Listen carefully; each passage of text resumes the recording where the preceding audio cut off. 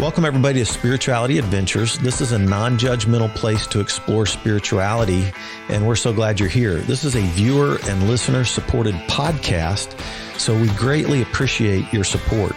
If you're watching on YouTube, be sure and subscribe to my YouTube channel. Be sure and like, share, and subscribe to any of the social media content platforms that you're using. And then if you go to our website, spiritualityadventures.com, you can make a one-time donation, or with a monthly subscription, you'll gain access to our bonus content. We greatly appreciate it. Thank you for tuning in. Welcome, everybody, to Spirituality Adventures. We're glad you joined us today, and I'm excited to introduce you to John Carl Lewis.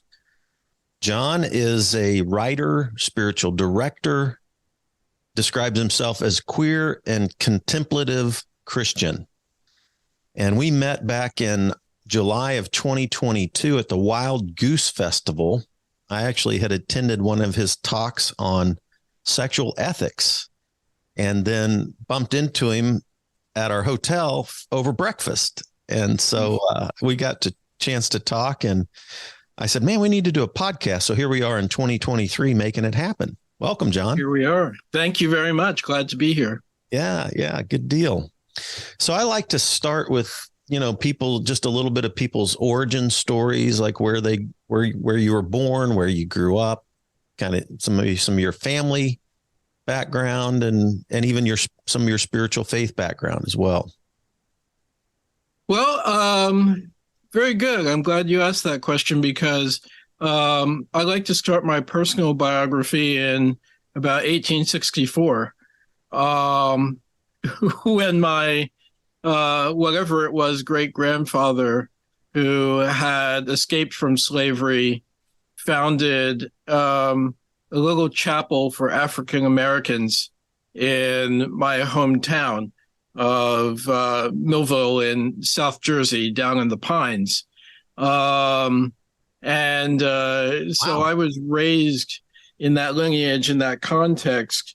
The only reason I didn't get to church the first Sunday of my life was because I was born on a Sunday and they couldn't take me until the following week.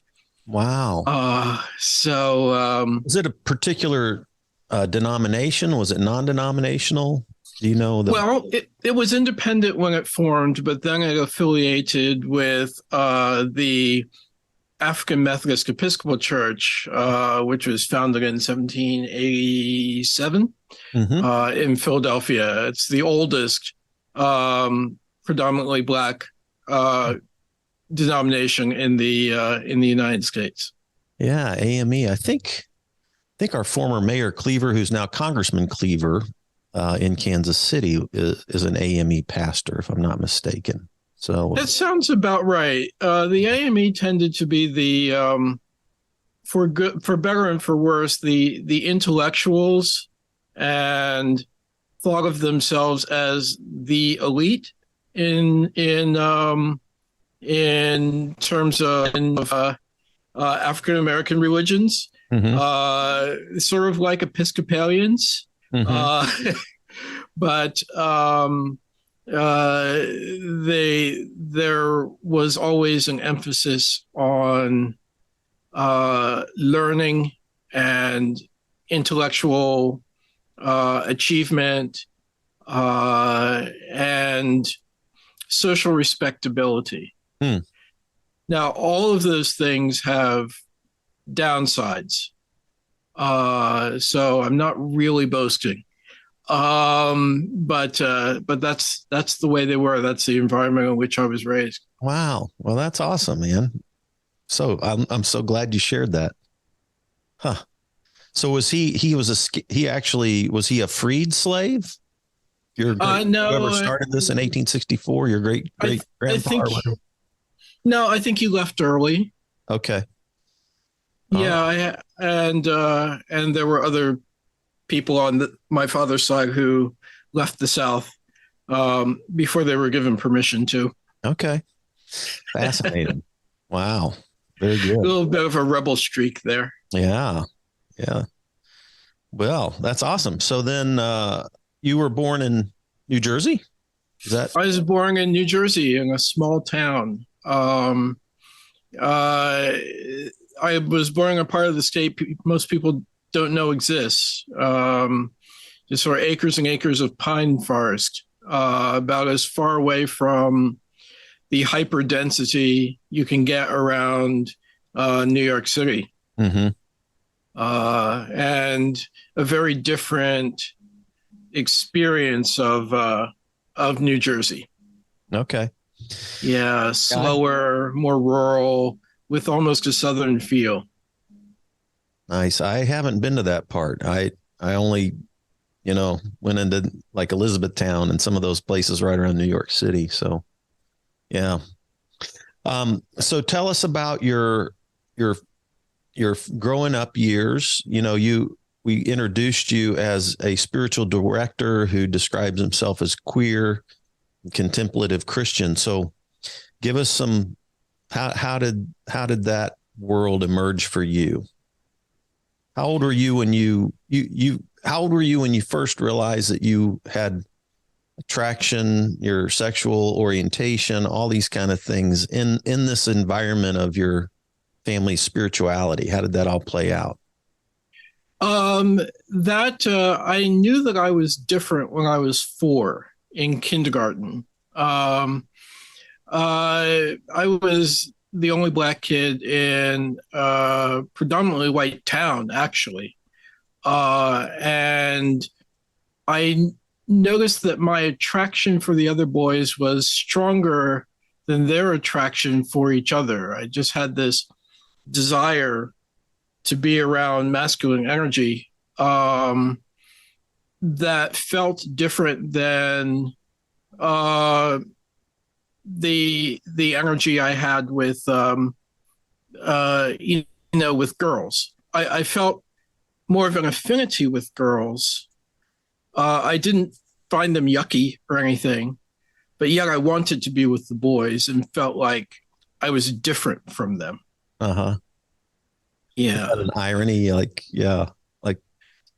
being a young heterosexual kid, I thought girls had cooties, and then we end up, yeah. And then you get over that. Yeah, exactly. Well, I was consistent. I didn't get over anything. Yeah. And, I had close male friendships, which were probably closer from my end than theirs.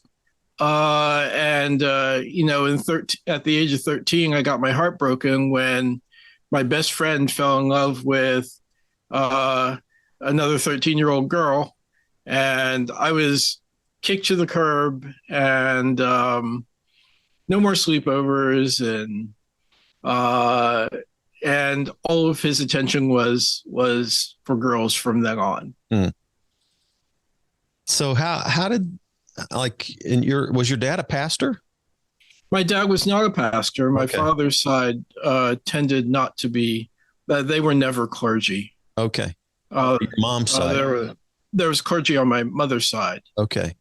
They were Baptist, Black Baptist, or National Baptist eventually.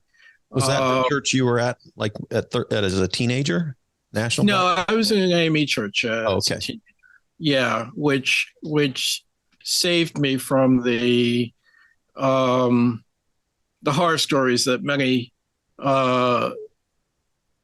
people who've been raised in the Baptist tradition have had to deal with.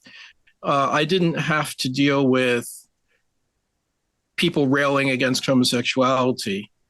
We just didn't talk about sex. Mm-hmm. And the whole idea, whatever messages we did get from the church was, don't get girls pregnant. And I was thinking, well, I'm good there. Yeah.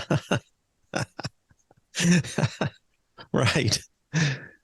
Oh my. So you were, there was never a time in your growing up years where you didn't really struggle over this identity. You just, from as early as you can remember, you were attracted to guys. Yeah. And in terms of romantic orientation. Yeah. Not just friendship. for you? Yeah, definitely in terms of romantic orientation. I I now recognize that my orientation is surprisingly stable. And I've come to realize that not everybody's orientation is that way. Um, I certainly don't believe that gay people can be prayed into straight, but I think most people are more sexually fluid than I myself am. Yeah. Yeah. I wonder about that. I've talked to people, who are a little more fluid, right? Yeah. Yeah. Yeah. Interesting. So your family, like how did your family respond? Were they supportive of you? Did you? In retrospect, they were supportive of me, but not supportive of my being gay. And as I look back, I think that was for several reasons. For one, it was about 1989, and it was the height of the AIDS crisis. There was no cure for HIV, and people were just dropping dead. And they certainly did not want that for their son. And that's all they saw on the media when they heard the word gay. So I think they wanted to protect me from that. Also, their attitude was, you're already black. Why do you want two strikes against you? Yeah. And the third thing was, why can't you just continue to live a respectable life? Why can't you pretend? So that's sort of the energy I was met with. I mean, my father did say, that's the worst sin there is. Wow. Yeah. And we made peace before he died in 94. It wasn't a long time to make peace. And I deeply regret that he didn't live long enough to see my life flourish. Yeah. Yeah. So you were in this was this energy that your family met you with was while you were a teenager in high school. No, that was college. I came out to them in college. Okay. Where did you go to college? I went to Princeton. Okay. Which in a way saved my life, because even though it is a co-ed college, it had a history of being all male. And so there were things that weren't questioned, like all male dorms, and all male fraternities and eating clubs, which have gone the way of the dinosaur by now. But at the time were these havens of a certain type of intellectual masculinity that I fit into quite well. Interesting. Yeah. I'm curious, what year did you graduate from Princeton? I graduated in 1987. 87. Okay. Yeah. I graduated from Baylor in 83. So I'm 61. Yeah, I'm 57. Okay. All right. Yeah, we're not very far apart. Yeah. I have a friend who pastored a Presbyterian church here in Kansas City. We were kind of colleagues and friends, but he graduated from Princeton, was involved in the InterVarsity fellowship there. Yeah, they were around. Was gay, but he wasn't out as a gay guy when he was at Princeton, and then he came to pastor this church and hadn't come out, but he was single, did a great job pastoring it, and then he finally decided to, because he didn't go to the church as gay, he finally several years ago decided to come out and resign. But he's connected to PCUSA, and I think he's now like the national moderator, just got voted into a pretty high position. Brian Ellison, and he's on a local radio station here. But Wonderful. we've been friends for over a decade. But he's the other Princeton grad that I met. But he would be, I think he's younger. Maybe he's in his 40s. I don't know. Brian, if you listen to this, I'm not sure how old you are. So anyway. Yeah, well, increasingly, everybody who graduated from Princeton is younger than I am. Right. Same with Baylor. I was quite upset to find out that Ted Cruz was younger than me by several years. Oh my gosh. I wanted him to be an old dinosaur, and he was not.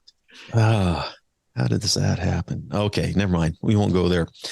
Well, let's see here. So college, did you do postgraduate work as well? I tried to do seminary, and I call myself a 3-time seminary dropout. Okay. It's not entirely true. I was working for Bloomberg Financial Markets right out of college. I did that for 3 years, and finance did not exactly call to my soul. So when I had the option of taking a large chunk of money or sticking with it and building an even larger chunk of money, I took the chunk of money and left, and bought myself a semester at Princeton Theological Seminary. And while I was there, I came out on campus. And at the time, the president of the seminary was virulently homophobic. Oh, wow. And had a habit of snitching on people who they suspected were gay. He would call their home churches and say, we think so-and-so is a homosexual. You should stop supporting him. Wow. And actually get these people thrown off campus. Now, I was unaffiliated. They couldn't do anything to me. So they lost my application for readmission. Oh, interesting. Yeah. And which forced me to scramble, and I applied for Harvard Divinity School and got in. So the day I got into Harvard Divinity School, the day I got word, I put on my Harvard Divinity School t-shirt and wore it into the Princeton refectory.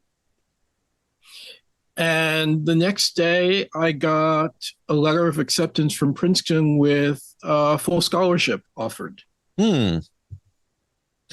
Which, of course, I was too proud to take. Wow. So I went to Harvard, where I had a horrible time. Well. But, I did learn to think theologically. It was good training. Mm-hmm. And you see, I think I was in a stage of my life. I'm skeptical of people sometimes who go to seminary before they know who they are. There are certainly self-aware people in their 20s who go to seminary. But I had so much to learn about myself. I didn't have room to do my best at, I was always reading about homosexuality and other religions and how they handled it, and other faith traditions. And it was really hard to keep my mind on Greek when I was going through these existential crises. Right. And plus I had an undiagnosed manic depressive disorder. So when I was not reading all of this stuff I was not assigned in class, I was lying in my bed crying, trying to make myself go to class. Wow. Yeah, so it was not a good situation. I dropped out and became a journalist with the gay press in Boston. And that really started shaping my life after Hmm. that. What year was that in Boston? I was in Boston from 90 to 93. Gosh, what year was Yeah. it that all that stuff came out with the clergy there, that the Catholic uh, clergy, when the journalists were investigating the Oh, yeah. Catholic Yeah. priest stuff in Boston? Was that? That's about then. Yeah, I was I thinking. didn't pay a whole lot of attention to Yeah. it because, you know, I still had my old evangelical bias. I was an evangelical in college. Okay. And Spotlight was the movie that came out yes, that kind of documented yes. that era in the Catholic Boston clergy or priesthood or whatever. But And I can't, it amazes me. There are several things that amaze me about that. And one of the things that amazes me is how widespread it was. Um, my, I know people, multiple people who have been abused by Catholic priests. Mm. And that shouldn't be something that is all that common. Right. Right. Well, we had our own issues here in Kansas City as well. We had a priest. Well, it's not limited around. to Yeah.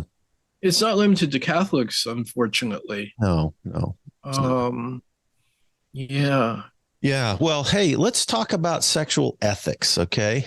Yes, let's do that. Let's jump in there. I found it fascinating to listen to your talk on sexual ethics, and because I've certainly been rethinking my sexual ethic, and I've defined, so I wouldn't say my parents are 86, 87, and they listen to all my podcasts. So, hey, Mom, they weren't, I don't think they raised me like this so much, but we were in a Southern Baptist church. And I think I came to Christ as a teenager in the 70s out of the recreational drug world. Like, I didn't want to go to church and I was wanting to get high, and I still was an athlete and had good grades. But then my dad made me go to a summer camp. I got saved, felt called to be a pastor, and I was off. And I think the Southern Baptist world that I was in the late 70s and 80s, I went to Baylor and I went to Southwestern Baptist Theological Seminary. So the two,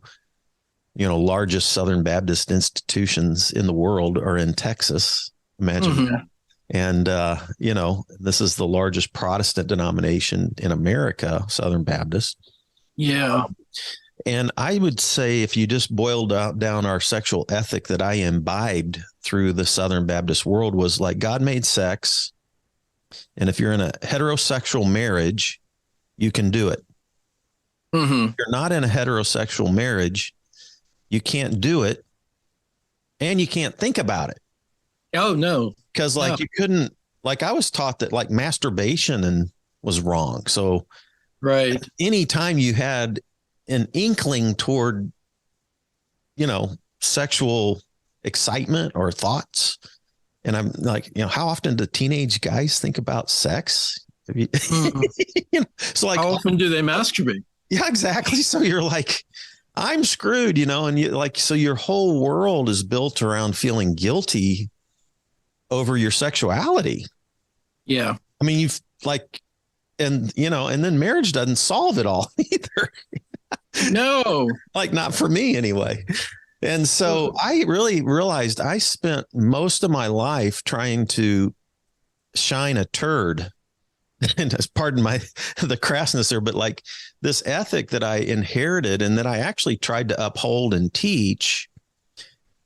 For most people in the world, they don't live by that ethic, and it creates shame and guilt around some things that I think are just human, that need to be affirmed and celebrated. Right. And absolutely. So I'm curious, let's talk first about shame-based ethics for a couple of minutes.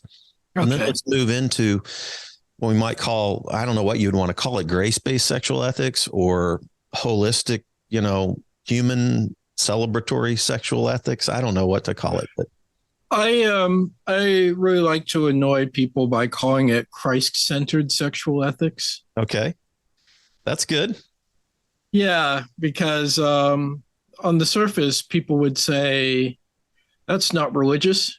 And I'm like, well, no, it's not. It's Christ-based. And Christ wasn't exactly the greatest upholder of religion. But the sense of sexual ethics I've come to, I got the idea from a woman named Wendy Vanderwall Gritter. She presented a workshop on sexual ethics at the Queer Christian Conference 3 years ago. And she was talking about how in the mathematical world, there are things called centered sets and bounded sets. Right. Yeah. Sociological too. Yeah. Yes. So bounded sets are groups where there's a rule and you have to fit inside the rule in order to belong to the set. Very clear who's in, who's out. Yeah. Who's in, who's out. Mm-hmm. Christians are people who do not have sex outside of marriage. Centered set sexual ethics propose that there is a standard of love that we want to attain. We want to let all of our dealings be filled with love. And as long as we're moving towards deepening in that love and loving actions and letting all of our actions flow out of love, we're good. We're righteous. We're fine. We're on the right track. And it's going to look a little different for everybody because everybody's coming from a different perspective. But it's not cookie cutter. It's not one size fits all. And it depends on what I would call a personal sexual ethic. Knowing who you are, knowing your own reading of the scriptures and your conviction of what Christ is teaching you to do, you act in accordance with your values and your personality and your situation. You take all these things into account and you decide mindfully what your sexual ethic is going to be, which is more difficult than opening the book and seeing what does X chapter Y verse say about whether I can masturbate or not. Because you're not going to find it. It's not in there. I looked for that loophole when I was a teenager, you know. Well, do they try to sell you on the sin of Onan? I've heard that one. There was one book I found that seemed to be accepted in the evangelical world by a guy named Walter Trobisch. I mean, it's back in the 70s. And he was the only guy that I could find that seemed to like give a little bit of grace for masturbation, you know? Oh, that's amazing. And you know, I was hunting for that as a teenage person called to be a pastor, you know? Yeah. I don't know whether I was hunting for that. I was just doing it and feeling like, you know, God, I can't pray any harder for you to take this away. So I was slowly getting angrier and angrier at God. But never thought for once that the framework I was in was just feeding me a bunch of lies or bad advice. Shame at the core of who you are. Mm-hmm. Did you feel and it's not just about sex around What's that? Did you feel self-hatred around that at that time? Yes, I did. I felt tremendous self-hatred. Mm-hmm. And eventually, you know, as God was not taking away the desire for other men, and God was not taking away my habit of masturbation, I came to feel like, what's the point of living if God is not going to rescue me from these sins? Mm-hmm. Yes. Oh, God. Yeah. So we just get buried in that, I think. You know, what's interesting to me, have you noticed that like that, some people grow up in that environment and don't take it seriously, blow it off, and they just do whatever the heck they want Yeah. anyway. But then How do there's they do people that? like you and me who take it so seriously that we just beat the hell out of ourselves over not living up to this standard that doesn't actually, I don't think it's a healthy, I think it's destructive. It is. It's terribly destructive. And then it's the people like us who go to seminary and become pastors. The people who blow it off are like, I'm walking away from this. I'm fine. I'm good. Yeah. I'm going to do whatever I want to do. Right. Isn't that wild? Yeah. I actually think the sexual ethic that I grew up in that world is the hardest on the people who care the most about God. I think so too. It's the people who are trying hardest to do their best. Yeah. And love God and try to honor God with their bodies. Yeah. Yeah. But then you just feel like you're a total failure, hypocrite.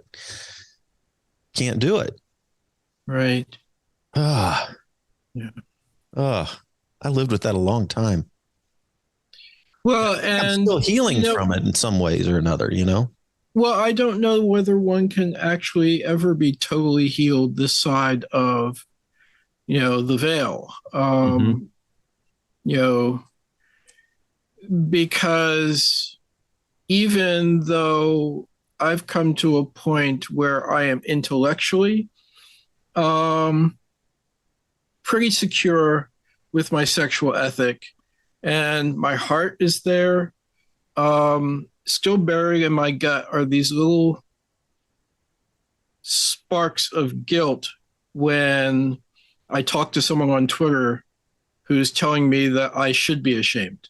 Right. Yeah. Right. It's like they have a little hook still. Mm-hmm. And I would like them to not have that hook anymore. Yeah. So it's a constant battle. Yeah. Yeah.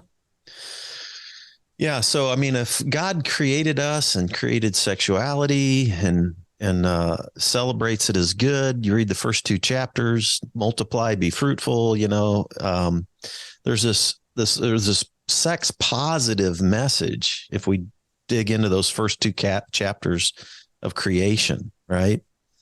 Yes. And sexuality and spirituality. It's all like celebrating goodness and creation and creativity and sexuality and all these beautiful things, right? Fruitfulness. Yeah. But then like we screwed it all up somehow or another. Like we bought into the shame. I don't think God was ever dishing out shame. Well, this is when we have to look at our structures and the motivations of the people who uphold those structures.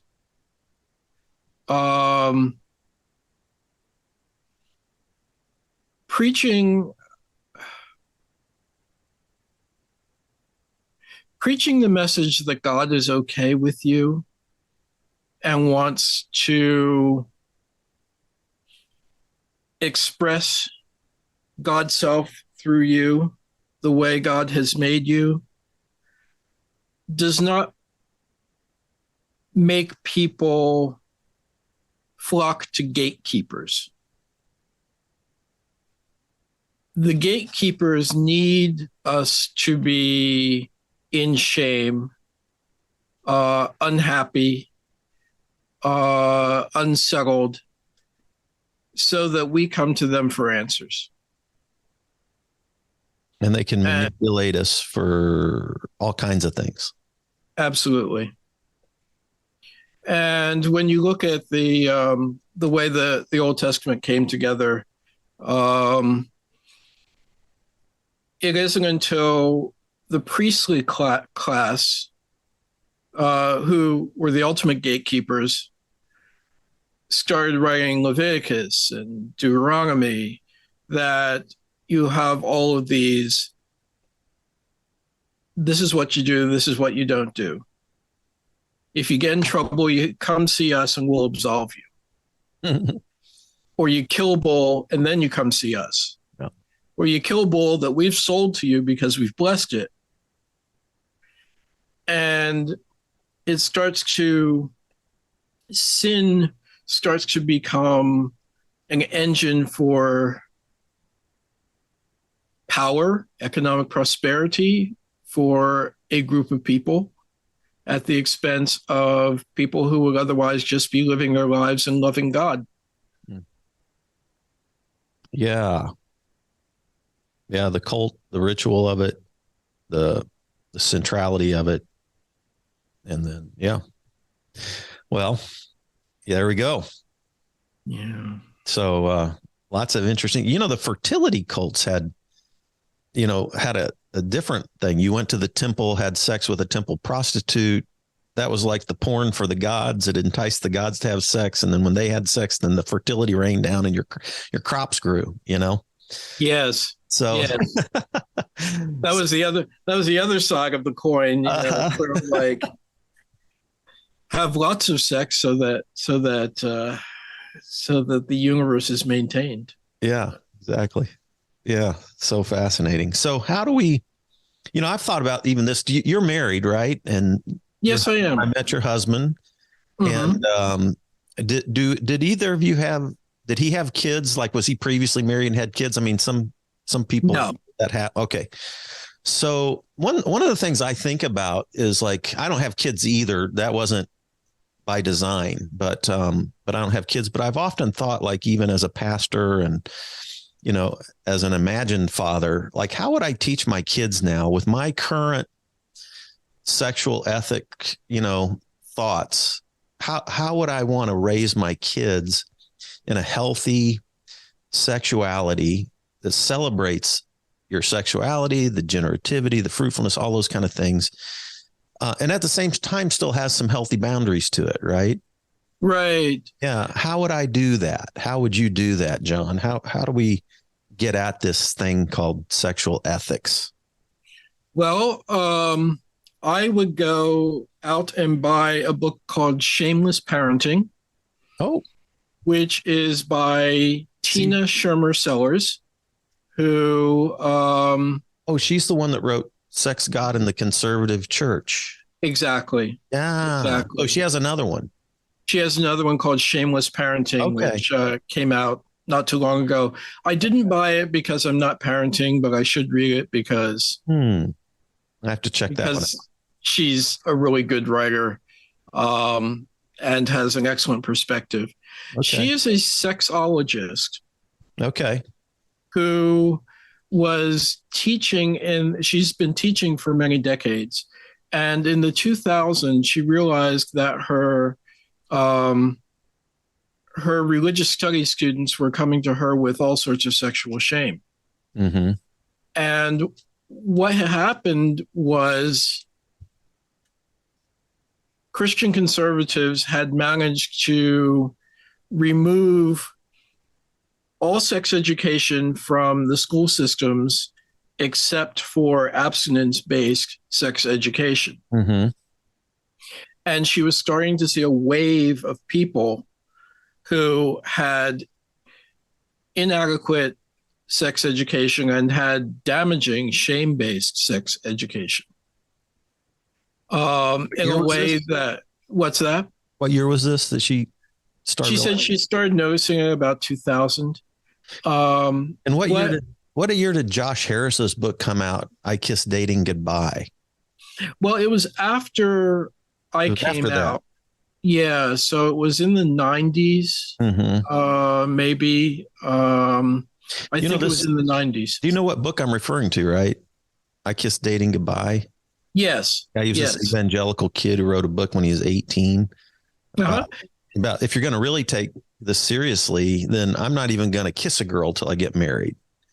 Right. And it sold millions of copies. And I was starting my church then, and I was trying to reach people outside the church. And I had parents who just hoped their kid used a condom. And then all of a sudden this book is floating around a little bit, and I'm like going, holy crap. Like this is Even me, like even growing up in that really, I think shame-based sexual ethic, I was still going, that's too far. Come on. Well, we had a healthier um, upbringing around sexuality than some of these later people did. Got really tight, like these purity ring things and mhm. all. Like it was a huge thing in the 90s, I think. So that would make sense that in 2000 or so, she started getting a lot of that. Like, Well, what happened was HIV ruined everything. AIDS ruined everything.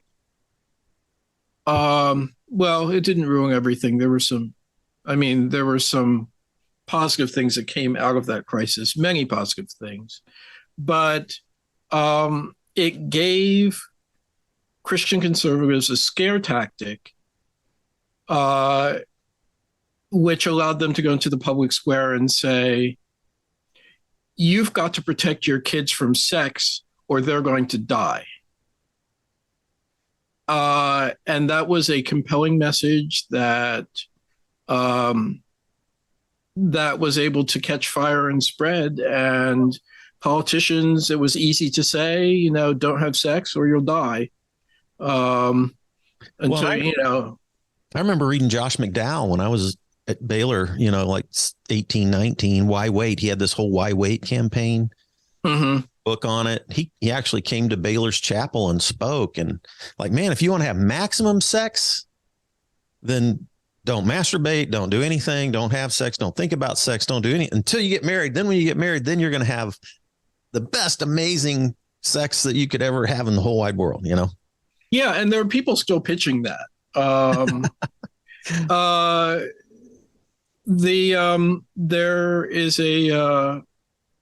There is a website called Christian Sexuality, which launched 2 years ago, which is arguing that very same thing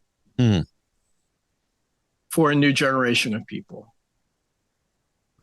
So crazy. So then Josh, has, come out now as somebody who is like he doesn't even know where he's at in his faith now, this Josh Harris right. took this book. And right. I can't even tell you the number of kids that grew up in that and are just have had so much shamed over to deal with in their sexuality. Well, and my hat's off to Josh because he's doing everything he possibly can to repair the damage. Josh Harris. Yeah. Josh Harris. I'm sorry. Yeah. Well, I mentioned Josh McDowell there just a minute ago too. Yes. Distinguish the two. Yeah. Josh Harris, is going around appearing on podcasts saying,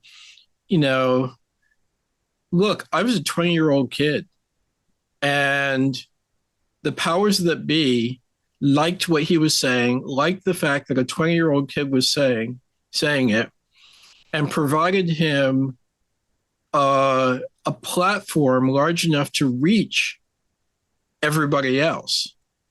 And he said, I was used. He said, I knew nothing.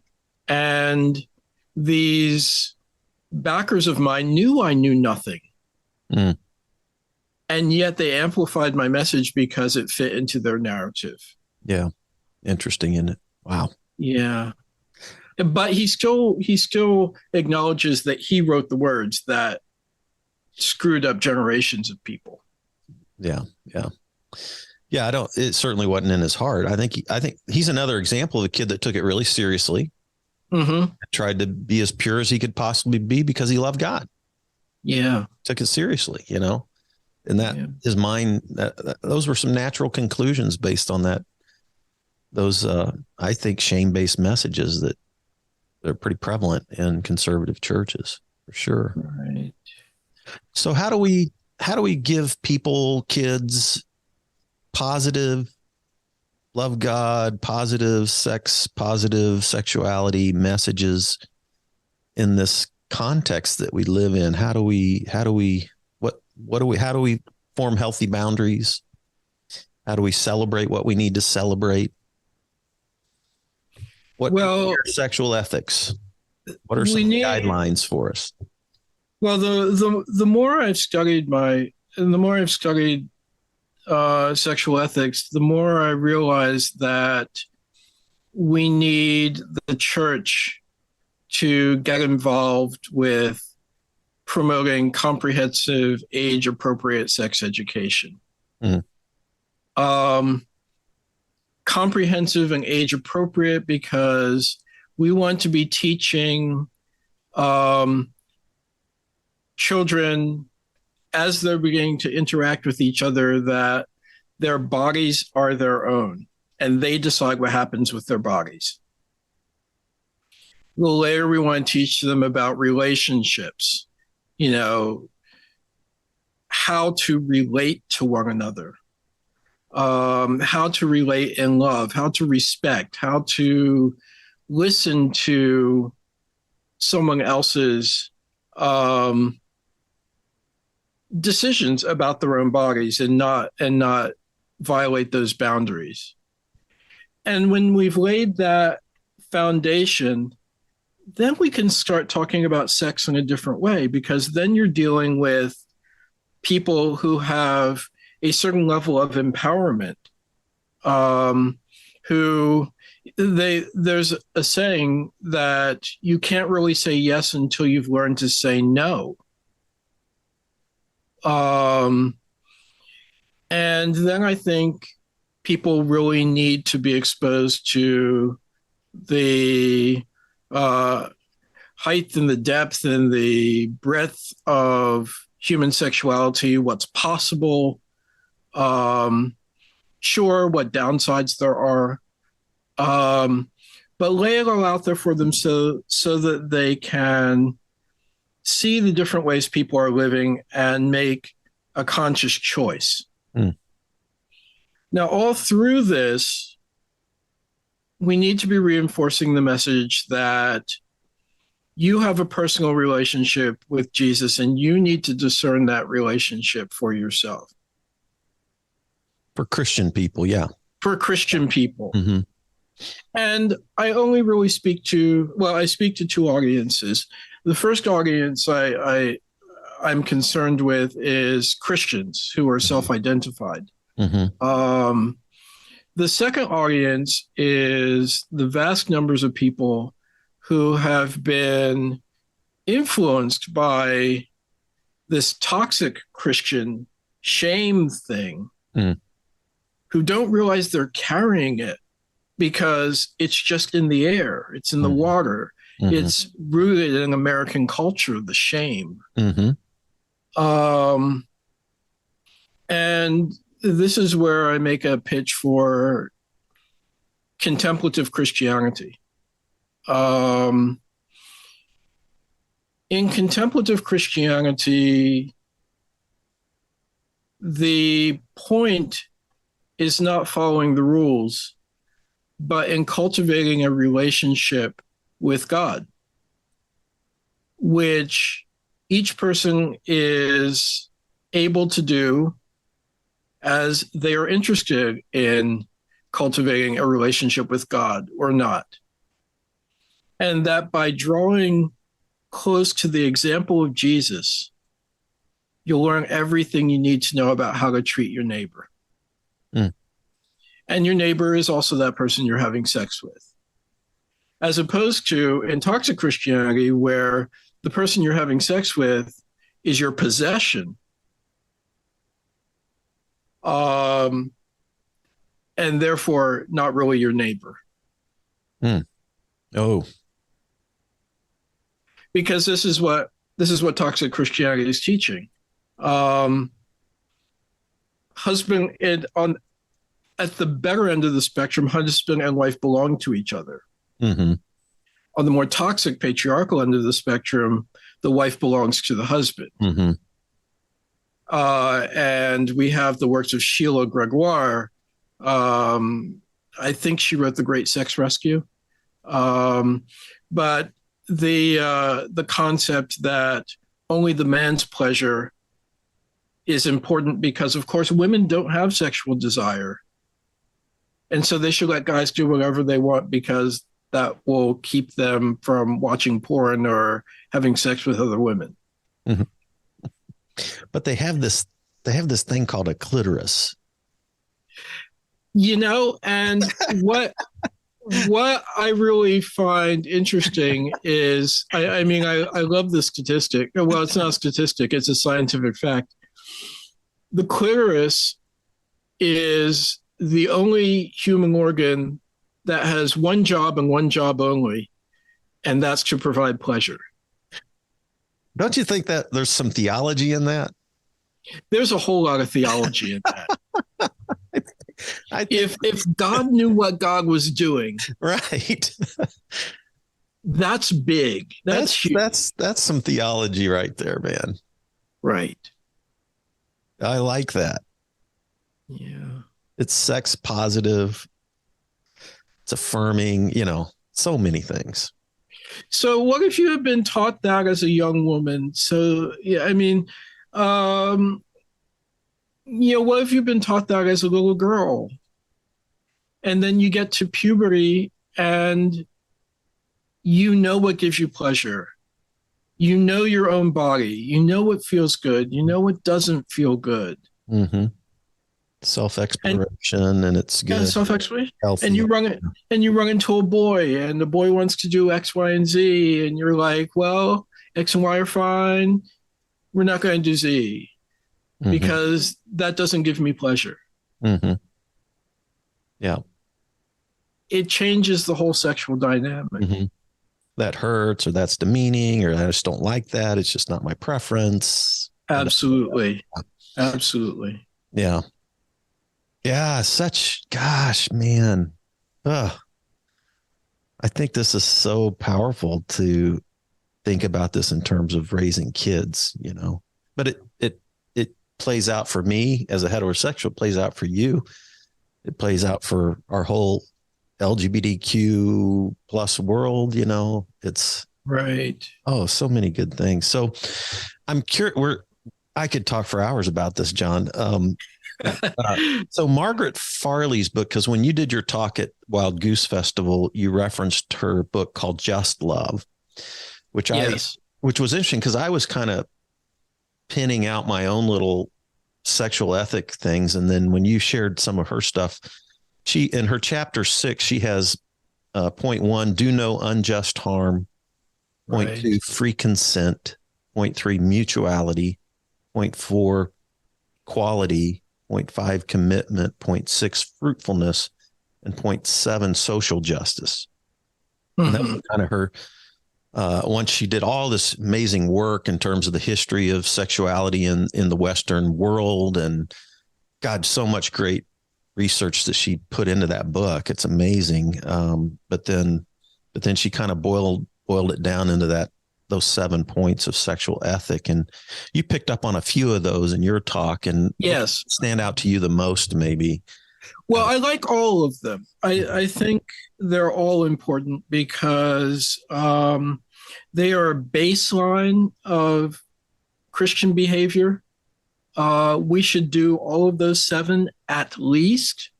We should at least do no harm.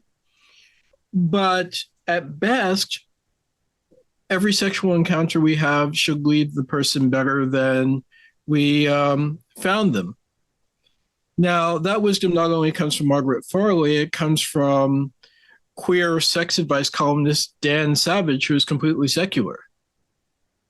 Isn't that good? That's such a good thing. Like, it's goodness. Like, it's that you value each person's human dignity to the extent that an encounter you have with them leaves each of you feeling, you're both better off because of it. Right. And when I read something like that, I must confess, I go back into my own sexual history and I cringe because it's like, ooh, have I done that? And it's like, not consistently. Mm-hmm. Will I do that in the future? Yeah, with God as my helper. Mm-hmm. Yeah, sure. But you look at it. So the people who say, "Oh, you just want to go out and sin," it's not true. We want to go out and live to a higher standard, which promotes even more introspection, and more soul searching and more repentance and more doing better, so that in every sexual encounter we can ask these 7 questions and say, am I doing justice by this person by doing whatever with them? Mm-hmm. And it doesn't matter what the whatever is. Mm-hmm. The acts are not so important as sort of the attitude you're engaging with and the results Mm-hmm. that you hope for Mm-hmm. in communication with that other person. Right. So it's a co-creation. Yes. Sex is always a co-creation. I am thinking about a sexual encounter I had that was good. And all throughout the sexual encounter, it was like the person was older. The person was asking me, how does this feel? Do you want to do this? And he would ask me repeatedly through the 3 hours we spent together, how does this feel? What do you want? Which prompted me to ask, okay, how does this feel to you? What do you want? And it was a beautiful peak sexual experience of mutual sharing. Mm-hmm. And I must say, this person was a priest. Well, yeah, and there's beauty in that. Yeah. There's so many people who, like, that blows their mind because they've been taught a set of things that don't flourish in that situation. Oh, that's wrong. That's wrong. That's wrong. Oh, all that can do is just hurt somebody. Or hurt this or hurt that. And you're like, and what you're saying is that was one of the most fruitful, generative, beautiful experiences that you've had. And it was also generative because when we left that room, I was energized and smiling and positive and exuding love towards everybody I ran into. And he was doing the same. So it makes the world better. We were refreshed. We were re-energized. We were ready to make the world a better place because of a sexual encounter without shame. Yeah. It's like every now and then you'll catch a clip from a movie or a TV show where, the lady walks into the room with her lady friends and she's kind of glowing. Mm-hmm. And they're like, oh, what have you been doing? But because she's glowing with so much energy and yeah, and generativity and all that that's kind of a fun way to think about that, Well, can you imagine if Christians went around the world glowing like that? Yeah, right. Isn't that what we're supposed to be doing? Yeah, absolutely. Absolutely. I mean, we're losing generations of people because young people are just not going to put up with this. They're not going to put up with living dour, gray lives. Mm-hmm. No matter how much the Christian influencers try to convince people that this is fulfillment. No, fulfillment when you see it. Fulfillment when you feel it. The presence of God when you're in the presence of God. And unless we start showing the presence of God, I'm not telling everybody they have to go out and have sex and glow. But, when we are containers for the presence of God, then we will see people start coming back to, I hope, Christ. Mm-hmm. Because I'm a Christian. Yeah. Well, and even for our friends who wouldn't say they're Christians, there's still so many people out there that have found Jesus as an incredible guide and teacher. Yes. Who demonstrates love God, love neighbor, and even love your enemy. And that's such a powerful, needed message for today's world that's so filled with hate, fragmented, filled with shame, tribalism, all these things. So, well, John, we could talk forever. This is good stuff. Tell us about your website and how people can connect with you if they want to. How do they get out there and do that? Well, the best way to connect with me right now is through my website, which is sexgaychristian.com. Sex Gay Christian, all run together, no spaces, no hyphens.com. I will be changing the brand to Sex and the Queer Christian. And I'm thinking of spinning off one for not particularly queer people called But What About Sex? But for now, I'm at sexgaychristian.com. I'm also there on Instagram and Twitter, Sex Gay Christian. And I would love for people to find me there and connect, and let's have a conversation, because I don't have all the answers. I realize I'm a conversation starter. In some ways, I'm a provocateur. So if you vehemently disagree with my ideas, fine. Just have the conversation. Yeah. And I think we'll move closer to having that beautiful, beloved community that Martin Luther King was talking about. Yes. We're recording this a day after MLK Day, and this will be coming out tomorrow, I think. So, yeah. So excellent. Well, cool. Well, I've enjoyed the conversation. John Carl Lewis, and check him out at sexgaychristian.com, Sex Gay Christian, either Instagram or Twitter, or is Facebook. Do you have a Sex Gay Christian Facebook page too? I do, but I don't monitor Facebook since I banished myself from the platform. Okay. All right. And you're working on a book right now. I am. I'm working on a book. I submitted a proposal to a major publishing house.